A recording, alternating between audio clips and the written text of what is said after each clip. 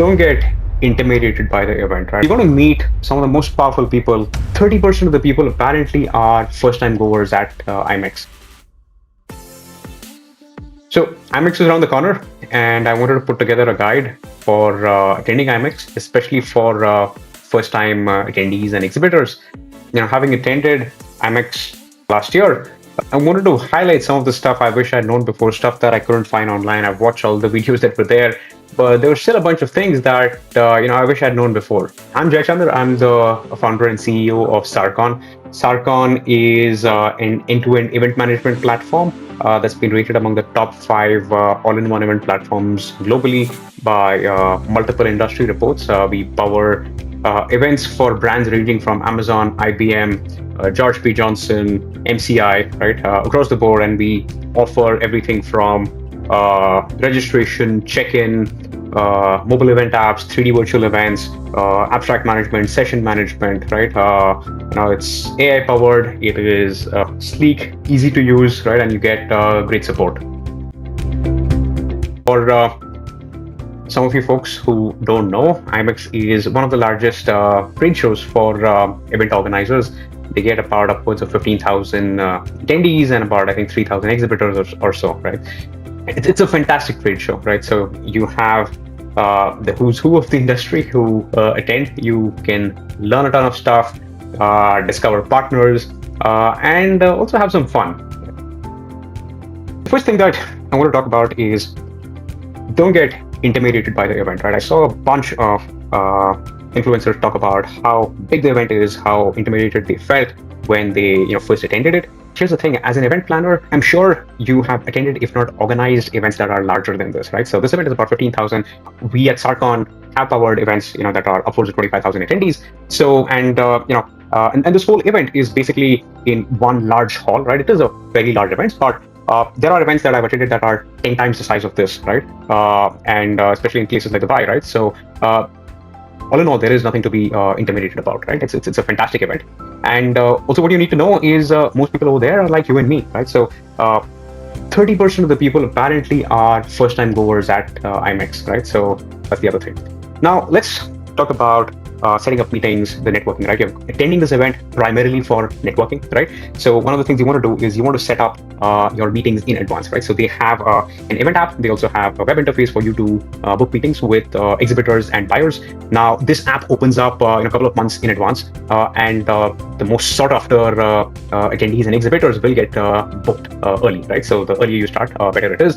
And then you also want to reach out to other channels, right? If you know people who are going, you might want to reach out to them on LinkedIn as well, and fix a slot to meet them, right? Now, the thing is, for general attendees, right, who are not buyers or exhibitors, the app cannot really be used for networking, right? And that is probably 10,000 odd people, right? Because in this event of 15,000 people, the buyers are about 5,000, right? So there's a significant number of people who are probably not going to be able to network on the app. So you'll have to figure out other ways to network, right? So fun fact: last year we at Sarcon had actually built a unofficial IMEX app, which was basically to help these attendees connect with each other, for things like carpooling, maybe even find their next job, right? And that was our intent, because we identified this gap and we thought we could help attendees at the event. Anyway, what happened is the app got listed higher than the official app, right? And a couple of days before the event, it created confusion where you had people downloading that app, our app, before they downloaded the official app, right? So because of that, we took the app down. The organizers were very understanding. They had reached out to us, but it was clear that the intentions on our side were good, right? So the organizers were fine with that. And then Skift ran a piece, which was a pretty fair piece on, which basically highlighted, both sides of the story. But yeah, we did have a few nervous moments at that time. Anyway, but that story is for another day. All right, so now, if you're exhibiting at IMEX, right? So I would suggest you need to, at least start the process a few months in advance, 3 or 4 months in advance, if not more. One reason is because the meeting booking engine opens up a couple of months before the event, right? And the most sought after people are going to get booked in advance, right? So the earlier you start, the higher your chances are. So that's one. And second is even the back and forth that you might have in your booking could take time, right? So when we reached out about, say, a month before, there was some delay before we heard back, right? And this isn't something you want to do in a hurried way. So the earlier you start, better it is. There are a few interesting options as an exhibitor at IMEX, right? So one is there are a bunch of these country-specific pavilions that are there. Some of them are even association-specific pavilions where you can actually get some space to exhibit as part of the pavilion at probably 1/10 the cost of a booth, right? But you're just going to get a table and chair and maybe a standee, but that is an option. There's also another interesting option IMEX has, and that is they allow you to share booth space, right? So you can actually team up with synergistic vendors and exhibit together, right? So that's a pretty interesting option. And to that, I think we saw a lot of companies actually do that. And so what we're thinking is there's probably a need for a platform that requires this matchmaking to happen, right? Not just for IMEX, but possibly for other events in our industry, right? So if you are looking to exhibit in an event in the MICE space, right? Similar to IMEX, not just IMEX, maybe you just can drop a comment on this post, or you can even email us, right? And we'll match you up with the right exhibitors, right? And then we'll see how that goes, right? So that's that. Now coming to logistics, right?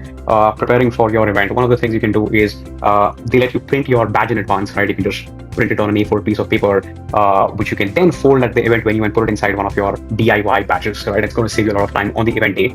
What I recommend is attending day 0, which they call as Smart Monday, right? And the focus on this day is basically education and a little bit of networking.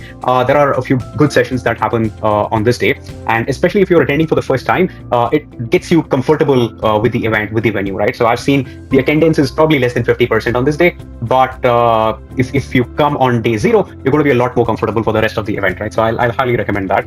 And then the show floor, okay, is fairly large. All right, no doubt about that. So you want to schedule your meetings in a way that they're not very far from each other, right? So have a look at the map before you schedule the meetings and try and schedule them close to each other, especially if they are back to back, because you don't want to be running around, you don't want to be running late for meetings, right? So you don't want all that.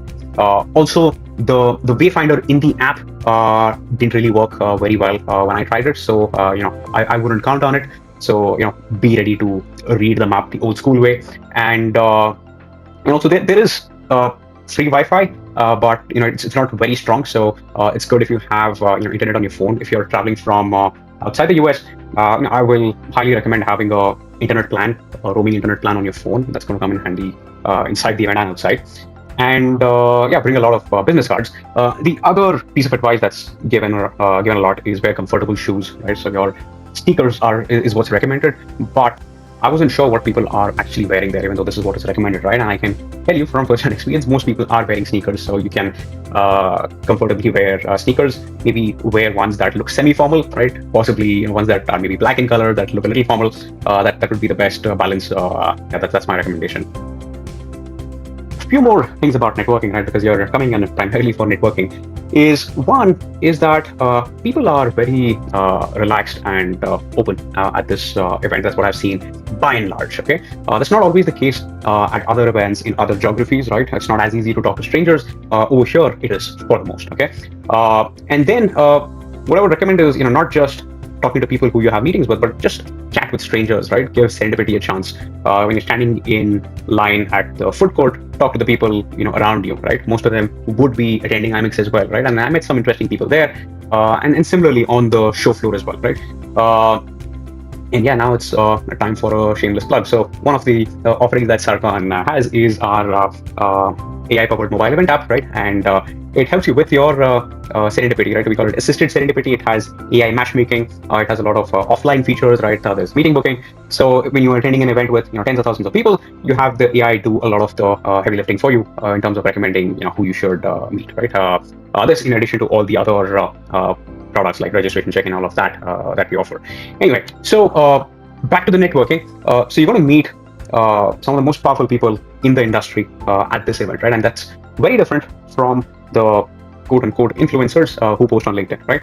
Not throwing any shade on them, but yeah, so you're not going to find these people necessarily being very active on LinkedIn. And what I also noticed is that the conversations over here are a lot deeper, more candid, and a lot of the things that I was able to talk with people over here that I learned, I wouldn't necessarily find on LinkedIn, right? People wouldn't talk about those things, openly there. And in fact, if you want to learn about the industry, the inner workings of it, okay, I learned a lot more talking to random event professionals on the event floor than I possibly did inside the sessions itself, right?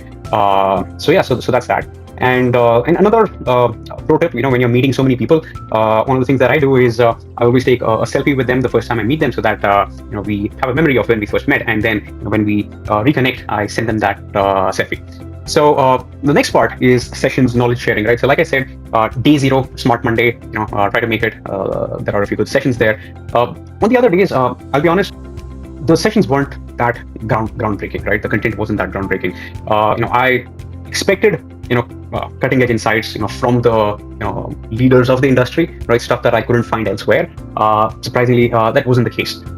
Now, I did find a few good sessions which were there in the individual booths, right? So you have these conference areas, right, where the sessions happen, but you also have smaller sessions that happen in individual booths, and some of them were pretty good, right? So there was one on AI by Maritz, which was pretty good, and then there were a couple others as well.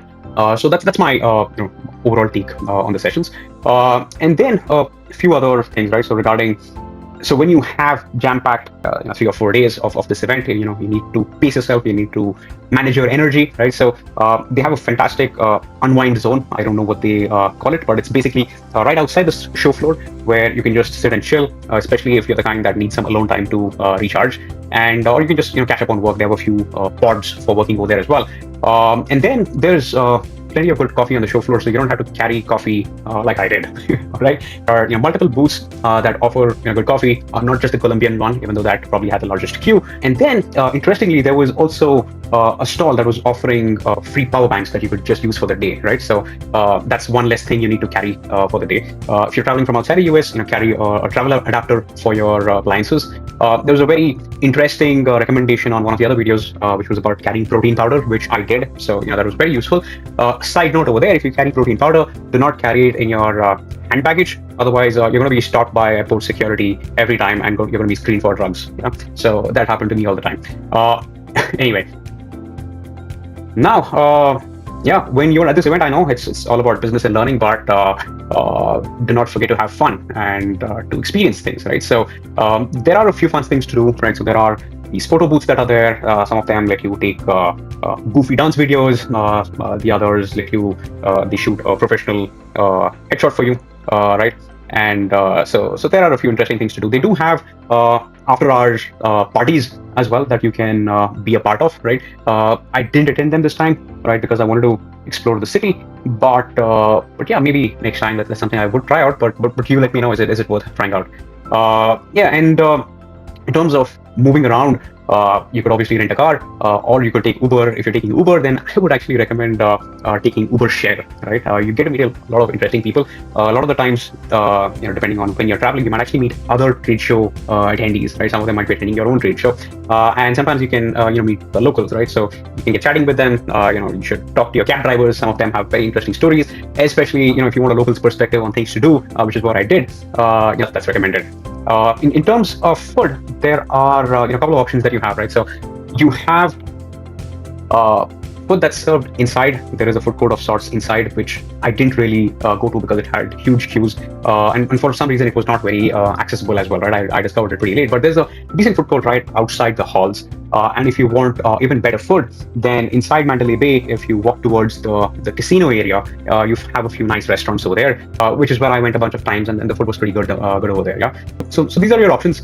And outside of the event, obviously you want to explore Vegas, you want to explore the Strip, right? So you're an event, so you should visit the Sphere at least once, right? I would recommend choosing the show that you watch over there a little more wisely, right? So it was an interesting experience, but it wasn't mind-blowing, right? But I probably didn't watch the right show. That could be it. But you should definitely visit it once. And then there are a bunch of Cirque du Soleil shows that you can visit.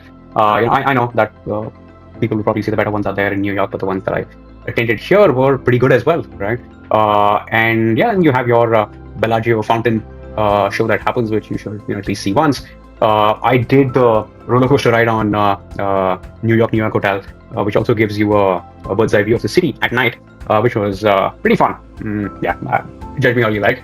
But yeah, and if I had more time, they have a few interesting things on the outskirts. I think they have a racing track, and then they have a firing range.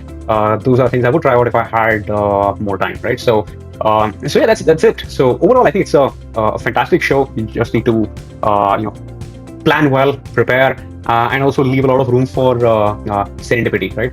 And remember to have fun. So yeah, I want to know what your tips are for this event. Did I miss anything? And yeah, if we are at IMEX or any of the other events in our industry, I'd love to catch up with you. Cheers.